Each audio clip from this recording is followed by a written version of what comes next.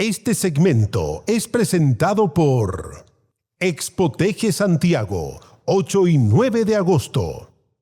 ¿Te imaginas un capítulo de La Oficina del Happening con Jade dirigido por Pedro Almodóvar? Eso es Secretos de Oficina, la nueva comedia musical de los contadores, auditores y Cultura Capital, que estará en Teatro Nescafé de las Artes del 31 de julio al 23 de agosto. Junto a Gabriel Ursúa, Antonia Santamaría, Gabriel Cañas y un gran elenco de banda en vivo, te vas a divertir y cantar tus canciones españolas favoritas con un grupo de oficinistas dispuesto a todo en un musical teatral lleno de romances, engaños y poder, inspirado también en series como The Office y Betty la Fea. Ven a flipar en colores con Secretos de Oficina. Las entradas están a la venta en ticketmaster.cl y sin recargo en boleterías del teatro, con un 20% de descuento para socios de la Comunidad de las Artes.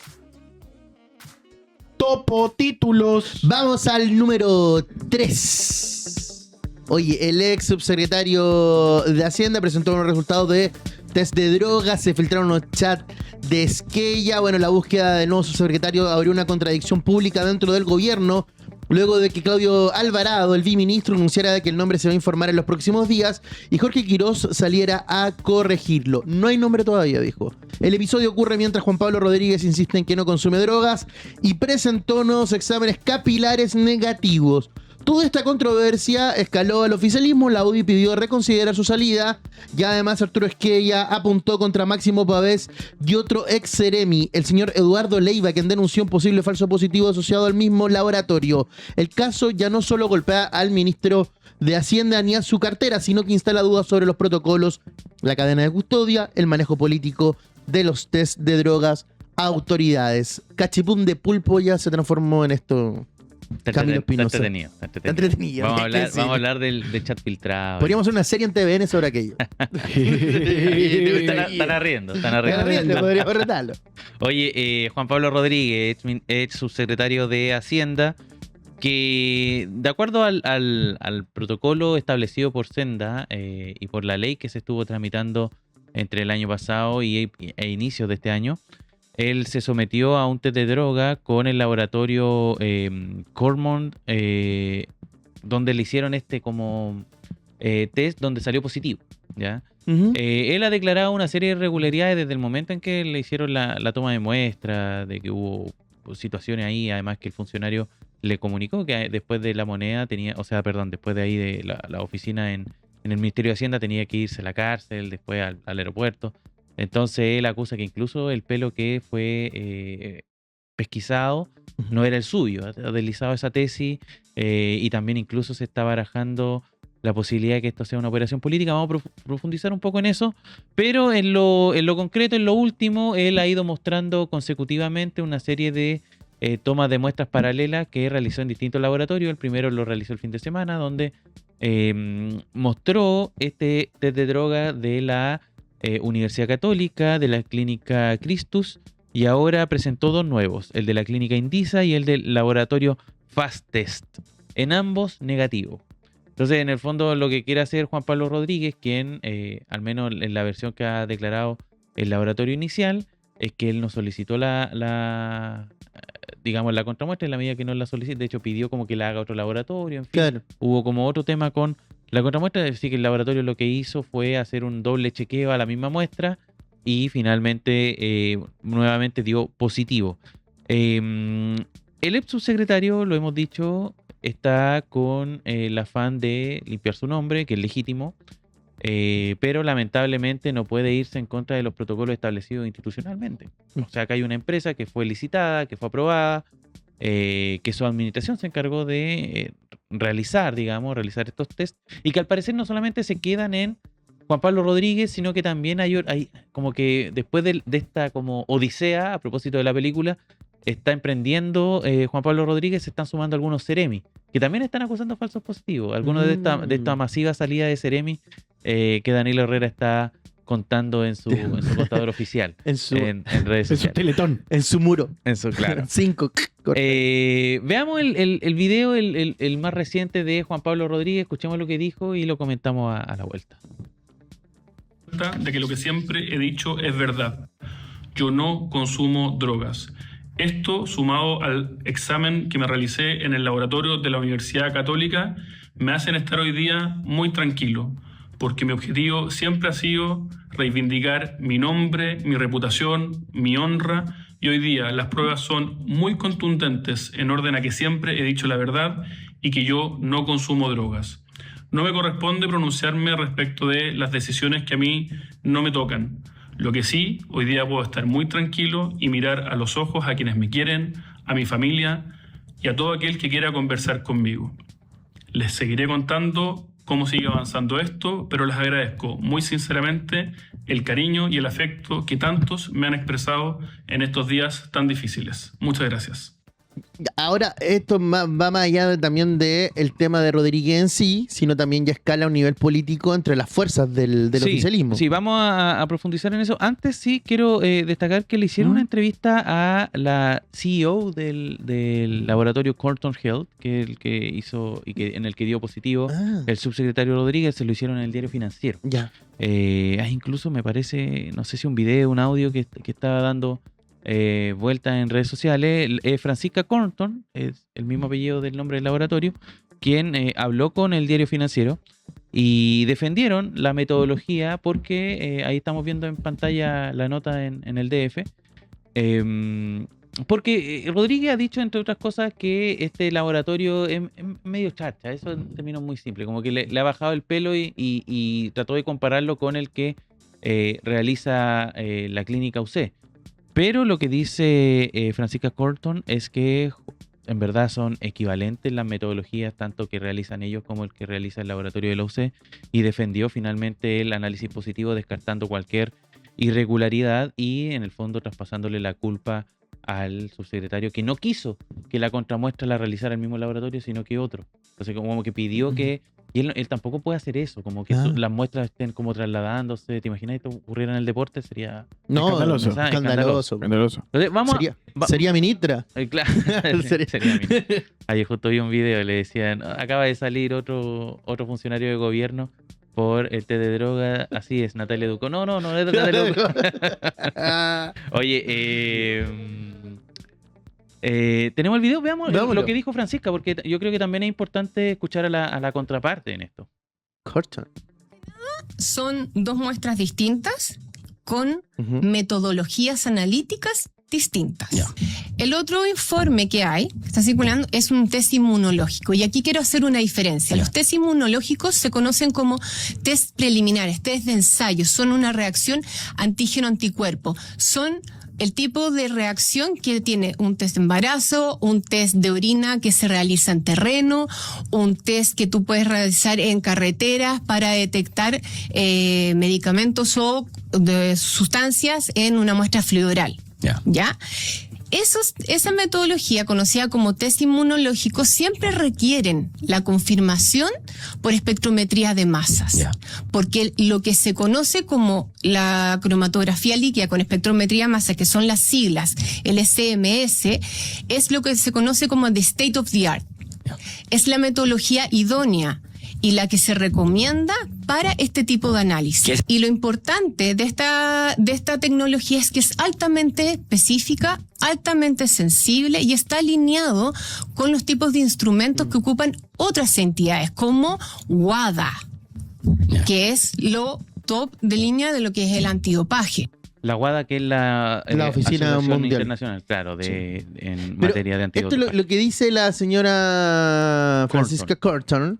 Habla, es como, me acordé de la pandemia, como se hizo un antígeno y después tenía que hacerse el PCR. Como, Sí. ¿cachai? Como que tenía que ir más al fondo. Y él no quiso eso porque en el primero le salió positivo. Pero Claro. está paseando por todas las clínicas el ex subsecretario. Claro, y el tema es que él ha pedido la trazabilidad y una serie de documentación que tampoco es como que los laboratorios dispongan necesariamente de aquello. Y eso yo creo que es la clave de todo esto, es que efectivamente no solamente era la ausencia de un protocolo claro respecto a los test de drogas, como pensando que fuesen infalibles o que tuviesen como una claridad respecto a lo que hay que hacer institucionalmente, sino que también tiene que ver con que la ley está mal hecha. Y la ley se hizo a la rápida, hubo como un boom de sancionemos a las personas que consumen droga y que se formen parte del gobierno, y eso en términos metodológicos evidentemente complicó todo. Ahora esto evidentemente trae consecuencias políticas. Está rondando también la idea de que esto es una operación política, que Rodríguez también es una figura del mundo del Partido Republicano, que en este caso está resultando dañada por justamente estos errores de protocolo y en donde también están involucrados las figuras de interior. Figuras de interior que están más bien asociadas a Chile Vamos, está el señor Claro. Alvarado y el señor Máximo Pavés. Y eso es interesante porque hay un grupito. Recordemos que todo esto, tanto el Partido Republicano como la UDI tienen una matriz gremialista. Y en esa matriz gremialista hay varias redes, hay varios grupos y hay un grupo de WhatsApp que se llama Alumni FJG. FJG. Cuyas siglas son Fundación Jaime Guzmán. No. Más de 200 personas conforman parte de este grupo de WhatsApp, en donde están, entre otras personas, hoy día el presidente del Partido Republicano, Arturo Esquela, también está Máximo Pavés, subsecretario de Interior, y escribió lo siguiente el señor Arturo Esquela en este chat. Dijo, muy grave el daño a Juan Pablo Rodríguez, 3 puntitos. Sería bueno que Máximo Pavés le pidiera perdón por el desdén frente al caso, por los trascendidos maliciosos que circulan contra JP y por la irresponsabilidad frente a todo el proceso. Arroba Máximo Pavés, así como en... No le puso al menos el dato. El arroba. Máximo Pavés, que está ahí, que Qué tuvo de bueno. cumpleaños el fin de semana, la gente le dijo feliz cumpleaños y no respondió. No. No. A lo mejor Sí, lo tiene archivado. Puede ser, claro, como de esos chats. A lo mejor Máximo Pavés dijo, oye, salió esto en instante, voy a ir a echar una mirada. Por la irresponsabilidad de unos pocos dejan a todo el gobierno mal, impávido, frente al daño que sufre un colaborador.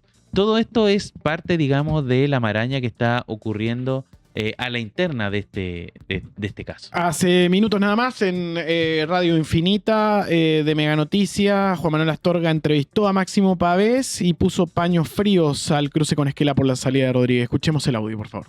Lo que pasa es que yo no me corresponde en esta tribuna polemizar y no lo voy a hacer con el senador Esquella, respecto al cual tengo muy buena opinión, en el contexto de una declaración que se da en un chat privado que se filtra. Y por lo tanto la posición del gobierno es la que le he señalado, es lo mismo que ha dicho el ministro del Interior, es lo mismo que el ministro del Interior señaló ayer en la mañana respecto al rol institucional y técnico que al subsecretario del Interior le correspondió en todo este proceso, el cual he pretendido describir de forma objetiva y simple, y por lo tanto la polémica política creo que hay que darla por superada. Lo que pasa... Ahí está. Ahí La palabra está. del subs. Leyó el WhatsApp, claramente, Máximo. Sí. Máximo Pavés. Así que, nada, este es el escenario que sigue cruzando Máximo Pavés. Lo comentábamos también el lunes, porque después de la entrevista que dio en Mesa Central, el ex subsecretario señaló esto de que, se lo planteó Iván Valenzuela, dijo que habían fuentes de gobierno, no quiso dar nombre a Iván Valenzuela, pero fuente de NOF, que le habían dicho que había mucha molestia con la forma en que se estaba defendiendo Rodríguez. Y Rodríguez dijo, pero qué raro, si a mí me dicen... Dale para adelante. Vamos, Juan Pablo. Él solo ha visto empatía. También le preguntaron por si consideraba que esto forma parte de una operación política más articulada, y él dijo que ha pensado de todo. Oye, pero igual, claro, ha sido la defensa y le sigue abriendo un flanco al gobierno. Yo creo que no están todos muy, muy contentos. Hay otro falso positivo en Los Lagos, donde el ex Seremi de Cultura de esa región, el señor Eduardo Leiva, denunció que su test también habría arrojado un falso positivo. Nunca ha consumido ningún tipo de droga y explicó que su muestra fue aplicada por Patagonia Medical y trasladada a Corton Health, el mismo laboratorio involucrado en el caso Rodríguez. Dice que para una persona como yo que lleva años trabajando en el servicio público, esto también es un balde de agua fría. Ahí Así está el ex Seremi. que, ahí está el señor. 928, puesto número 2. Porque hay una crisis sin precedente. En el Cono Sur, Brasil retira a su embajador de la Argentina y rebaja al mínimo su relación diplomática. Trump también le canceló la visa al embajador de Brasil, porque la relación entre los brasileños y los trasandinos entró en su mayor crisis desde la asunción del gobierno de Javier Milei a la escena regional, luego de que Itamaraty suspendiera el retorno de su embajador en Buenos Aires, Julio Vitelli, tras nuevos insultos del mandatario argentino contra Luis Ignacio Lula da Silva. La representación brasileña entonces quedará reducida temporalmente a nivel de encargado de negocios. El conflicto se produce en paralelo a otro frente diplomático para Brasil, donde el gobierno de Donald Trump revocó la visa de la embajadora brasileña en Washington, María Luisa Biotti, en una medida que Estados Unidos calificó como recíproca Con ello, Lula enfrenta tensiones simultáneas con Buenos Aires, con Washington, todo esto en la antesala electoral. Sí, a ver, este conflicto viene desde que Milei estuvo en Brasil, estuvo en Sao Paulo, en un acto pro Flavio Bolsonaro, en donde trató, entre otras cosas, a Lula da Silva como presidiario, ladrón, de despilfarrar el dinero público de Brasil. Dijo que Flavio Bolsonaro era la única persona capaz de parar la basura socialista. Suave. Insulto de grueso calibre y en territorio brasileño, algo que fue ironizado justamente porque el gobierno de Javier Milei había impulsado una política de personas extranjeras que insulten a Argentina en su propio país o a sus instituciones o a sus representantes van a tener que ser conminados a abandonar el país. Entonces tendría que haber sido conminado a abandonar Brasil si esa política estuviese vigente en ese país. La situación empezó a escalar, hubo llamados de ambos embajadores.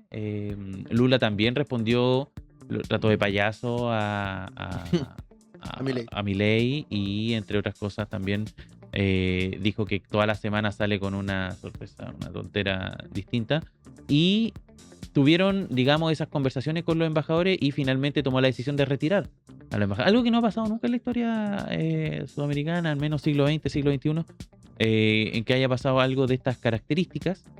Es la primera vez, y la relación entre Brasil y Argentina, que son, en el caso de Argentina, Brasil es el principal socio comercial, se queda truncada, se queda en un muy mal pie, y solo se reduce a relaciones, dice acá una fuente que habló del gobierno brasileño con F, a nivel de encargados de negocios. O sea, no hay nada más. Encargado económico. No van a haber relaciones consulares de ningún tipo entre ambos países, lo que evidentemente trae complicaciones al ser países vecinos. Hay personas brasileñas que están en Brasil, argentinos en Brasil también, que necesitan hacer trámites, van a estar totalmente, y el embajador argentino en Brasil también fue expulsado.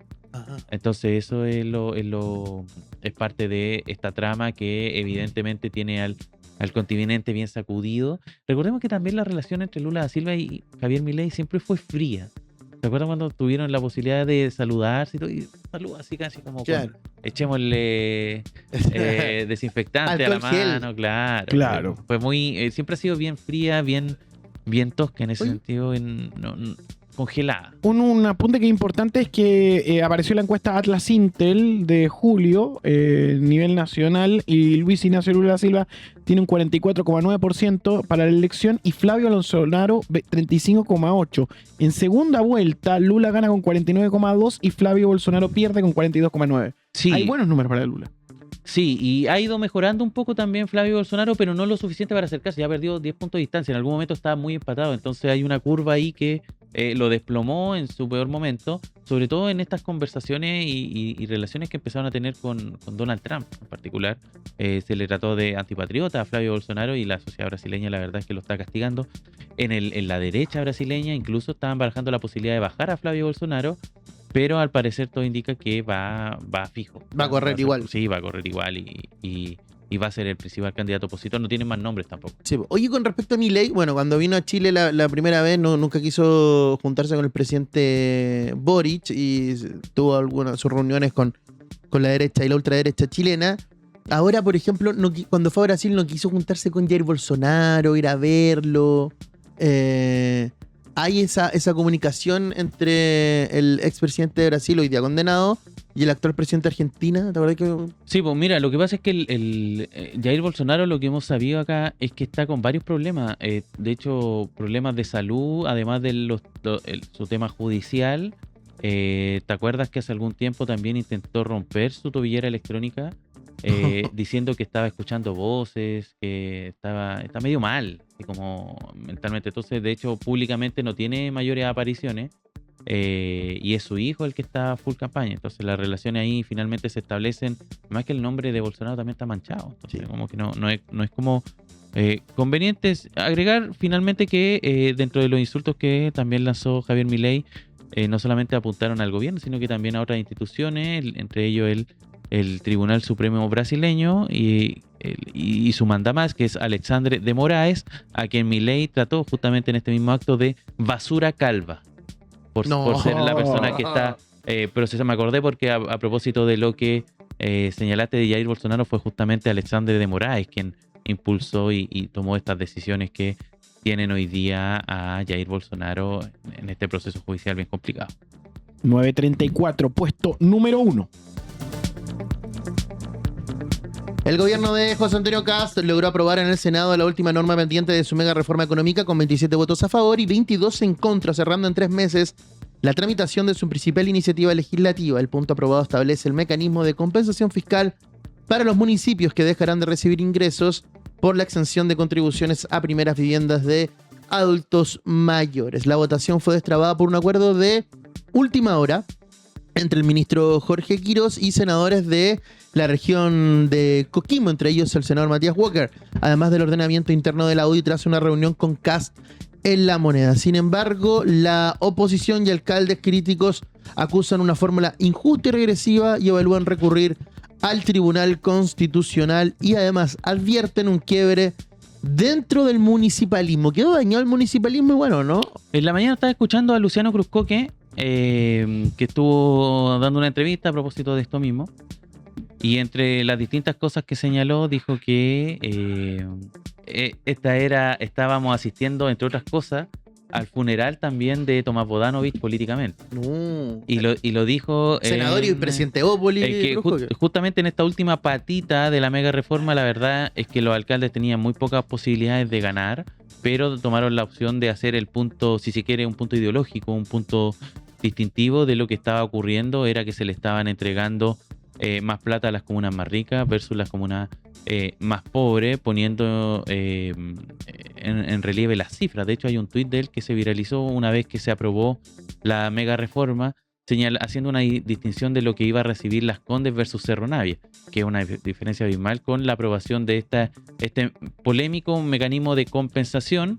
La oposición, a propósito de esto mismo, realizó reserva de constitucionalidad. Fue la senadora Claudia Pascual la que realizó esta reserva, aunque de todas maneras esto iba a pasar necesariamente por el TC, porque al tocar la ley orgánica de municipalidades es efectivamente materia del TC hacer una revisión casi por oficio, pero de todas maneras van a presentar un recurso dentro de la oposición respecto a este mecanismo que lo hemos contado acá, lo hemos explicado en términos bien simples. Se dejan de pagar las contribuciones de las personas mayores de 65 años. Hubo intentos, propuestas desde las distintas municipalidades, desde de que esto fuese hacia cierto patrimonio, cierto valor de casa, porque acá lo dejan de pagar todas las personas mayores de 65 años, donde hay personas que, ¿verdad?, son de clase alta, sí, que viven en mansiones. Entonces, esas personas son muy beneficiadas con el dejar de pagar estas contribuciones. Hay algunos alcaldes, por ejemplo, de derecha, del mundo del oficialismo, que casi que lo tratan de pobres abuelitos, cuando en verdad son personas de importantes recursos. Se intentó hacer, digamos, esa distinción y no se logró. Y finalmente se aprobó esto con los votos, tal como tú decías, Francisco, los votos de estos senadores de la región en el fondo del norte, Matías Walker en particular, Sergio Gaona también en el mundo de la derecha, pero también se sumó el senador PPD Jaime Araya. Claro. Pedro Araya, Jaime el diputado, el hermano. Pedro Araya, que estuvo también negociando, fue parte de las conversaciones y finalmente tomó la decisión de aprobar y darle el vamos a la mega reforma. Una iniciativa que tiene como eje la rebaja del impuesto a las grandes empresas de 27 a 23%, como primera disminución de ese tipo en 4 décadas. Además, contempla la reintegración del sistema tributario y mecanismos de invariabilidad tributaria para grandes inversiones. Según Kast, la reforma permitirá reactivar la economía, atraer inversionistas y generar nuevos empleos, que fue lo que ayer salieron a comunicar en móviles en vivo por la televisión y básicamente hacerle promesa a la gente. La oposición evalúa recurrir al Tribunal Constitucional. La acción podría ser impulsada por senadores que necesitan 17 firmas. Hubo un desalojo de Camila Nieto, la alcaldesa de Valparaíso, que increpó a grito al ministro Quirós. Tenemos el video. Miren lo que sucedió en la cámara. Gobierno indolente, ¿hasta cuándo gobiernan de espalda la pobreza de Chile? Si vieran lo que los alcaldes y alcaldesas vemos como sufrimiento de nuestro pueblo, no estarían aprobando esta norma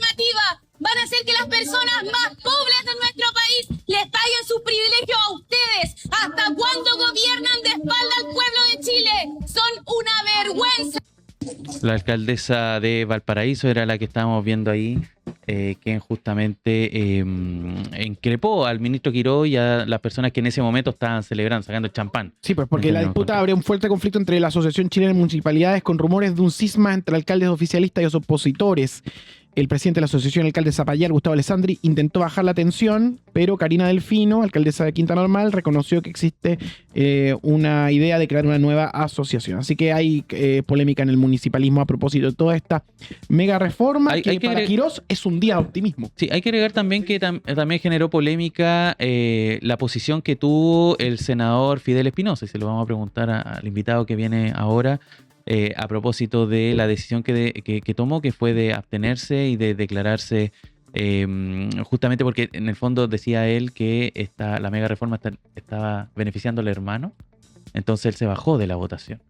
Se declaró, digamos, incompatible para votar esta, y eso le quitó un voto más a la oposición. ¿Qué opina de esto Arturo Barrios, vicepresidente del Partido Socialista? ¿Cómo le va, Arturo? Buenos días. Hola, buenos días. Un gusto estar acá. Oiga, ¿qué opina de lo que plantea con... Bueno, es una de las premisas que puede tener un parlamentario, porque está en consanguinidad, ¿no? Entonces, sí. Hay ahí una argumentación por parte de él que se vería beneficiado, según lo que yo me he informado por la prensa también, de manera directa con el tema de la mega reforma en relación a los terrenos que ellos han adquirido. La verdad es que nosotros como oposición tenemos una clara convicción, y como partido también, que es que primero asumimos el votar en contra de la idea de legislar de la mega reforma tributaria, encubierta desde el punto de vista de una reforma de reconstrucción o de un proyecto de reconstrucción. Y por otro lado, nos hemos declarado opositores al gobierno de José Antonio Kast sin ningún bemol, y yo creo que lo que ha ocurrido ayer en Chile es un gran error. Yo creo que en un futuro no muy lejano, la gente y los vecinos de este país se van a dar cuenta de lo que ha sido esta mala mega reforma tributaria para nuestro país. Porque es que vas a construir 4.800 millones de deuda desde el punto de vista del erario fiscal, eso va a salir de alguna parte, y va a salir de los recortes de los derechos sociales que justamente José Antonio Kast dijo que no iba a tocar. ¿Por qué no se pudo conversar con el ministro Quirós? ¿Cuál fue la razón? Porque entiendo que hubo reuniones, hubo acercamientos, hubo posibilidades. En algún momento se acusó a la presidenta del Partido Socialista de estar negociando por debajo de la mesa, sus propios compañeros de militancia en el Senado, en particular la senadora Chicardini. Pero más allá de eso, del ruido que rodeó evidentemente esas conversaciones, ¿por qué no se llegó a éxito? Porque hoy día escuchaba al senador Cruz Coque, que decía que, muy al contrario de lo que se ha perfilado públicamente, el ministro Quirós sí mostró disposición a conversar. Yo creo que eso no es así. Yo creo que nosotros como oposición, mira, tenemos diálogo permanente. De hecho, este 8 de agosto, y entre el 8 y el 15 de agosto se van a llevar sendas reuniones de oposición en todo Chile, para que no solamente sea en Santiago. Tenemos reunión permanente de secretarios generales, de presidente y presidenta. Y lo primero que hubo fue, de parte de los centros de estudio, emanar una propuesta. ¿Esa propuesta qué señalaba? Señalaba, por ejemplo, que hubiese una división de los proyectos de ley. Uno de reconstrucción, que como ustedes observaron, se votó mayoritariamente, y otro de una reforma tributaria. Y que en ese ámbito de reforma tributaria nosotros proponíamos, por ejemplo, que sí se podía discutir la baja de lo impuestos corporativos, pero con compensación, cosa que venía de la Comisión Marcel, si mal no recordamos. También señalamos que el tema de la sala cuna universal. También señalamos el tema de agilizar los trámites desde el punto de vista de la inversión a niveles regionales. También vimos el subsidio unificado al empleo. También todas esas propuestas que no fueron ni siquiera tomadas en consideración. De hecho, esas propuestas son las que emanan las 10 indicaciones que presenta la oposición en su conjunto en la Cámara de Diputados. Tampoco se tomaron en consideración. Después, senadores fueron a hablar con los ministros, tanto Alvarado como Quirós, tampoco ninguna solución. De hecho, este lunes, los presidentes de partido, después de una reunión de presidentes y secretarios generales que hubo la semana anterior, fueron a hablar con Alvarado y con Quirós para que apoyar la iniciativa que habían presentado los alcaldes y alcaldesas de oposición. Tampoco. O sea, la verdad que estamos ante un gobierno sumamente irresponsable y a mi entender que falta la verdad de manera permanente y que no tiene ningún sustento Quirós, porque el trío que maneja el gobierno, creo yo, es Quirós, Arrau y el presidente. Y esos tienen un dogma inflexible que no se van a mover y que ellos entienden que... ¿No está Alvarado en esa? ¿No está el ministro Alvarado? Yo creo que no, fíjate. ¿No? Yo creo que no. Yo creo que Alvarado estuvo un tanto lejos. Yo creo que el tridente de gobierno, el factotum, por decirlo de una manera, el eje, son estos tres ministros y presidentes, y ellos tienen un dogma muy claro, inflexible, de una mirada de sociedad. Ellos no creen que haya que existir derechos sociales, ellos hablan de beneficios. Ellos no creen que debe existir un Estado potente, ellos dicen que hay que disminuir el Estado. De hecho, tienen a uno de los principales asesores señalando que él lo dijo, lo verbalizó, ¿no? Que eran parásitos y grasa. Ellos creen que los sindicatos más bien desfavorecen a la economía, al crecimiento, la inversión y al empleo. Por eso hay 5 proyectos de ley que van en desmedro justamente de los sindicatos. Lo conversábamos la otra vez con la CUT. Entonces, creo yo que el diseño ellos lo quieren implantar sin ningún diálogo porque tienen una convicción y creen además que la mayoría política que les otorgó la primera magistratura es permanente y continua en el tiempo. Yo creo que es un error garrafal. La megareforma fue aprobada igual en 3 meses, un plazo muy breve de tiempo. Bueno, es la mayor victoria legislativa. Podemos hablar de una victoria también política.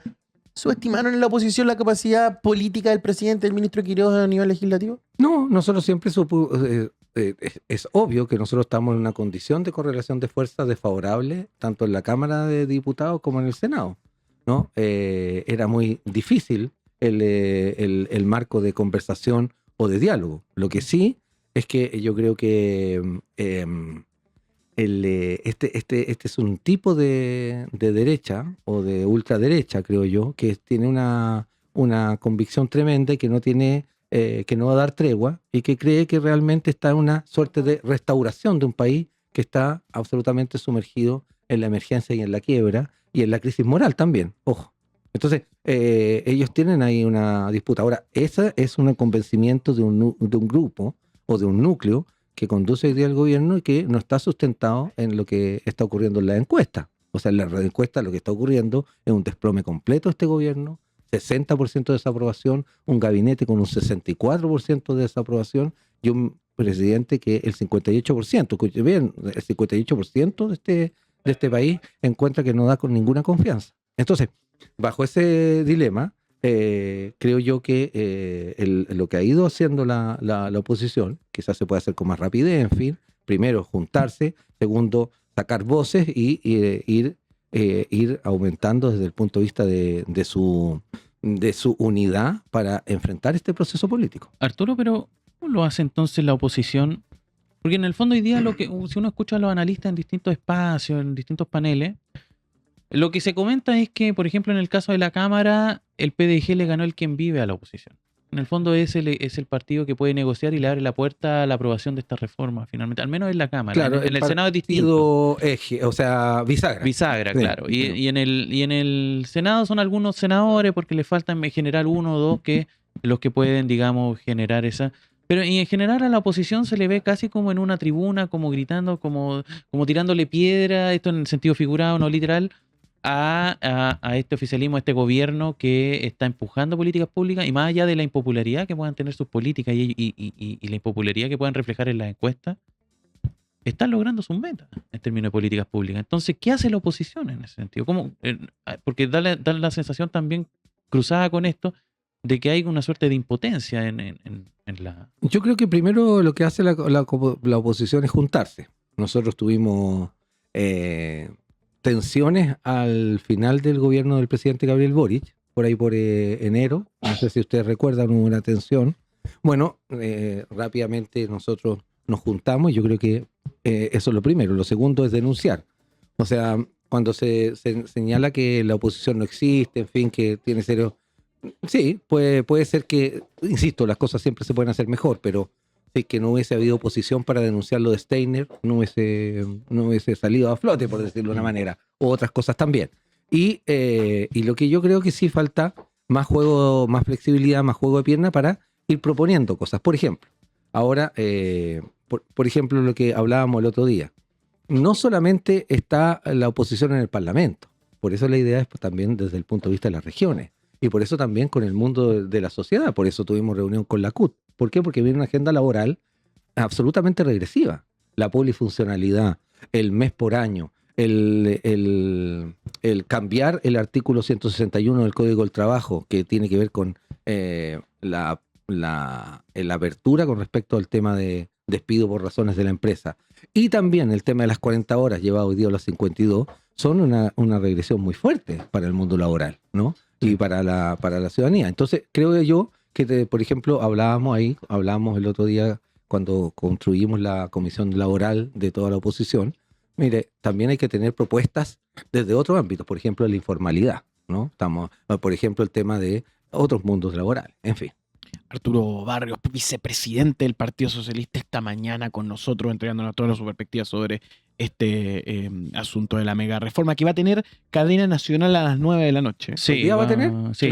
Sí. Ya. Aunque, ojo, que faltan todavía que se tramiten algunas cosas, entre ellas el veto. O sea, tiene este ámbito, tiene normas jurídicas, por lo tanto tiene que pasar necesariamente por el Tribunal Constitucional. Por eso esto no va a ser promulgado hasta más o menos septiembre, si el Tribunal Constitucional así lo observa. Y en ese sentido, bueno, cuando son las 9:50 le agradecemos mucho su presencia. No, muchas gracias a usted por la invitación. Chao, que estén bien. Gracias. Los titulares más importantes de la jornada. Esto fue el ranking de noticias en turno AM.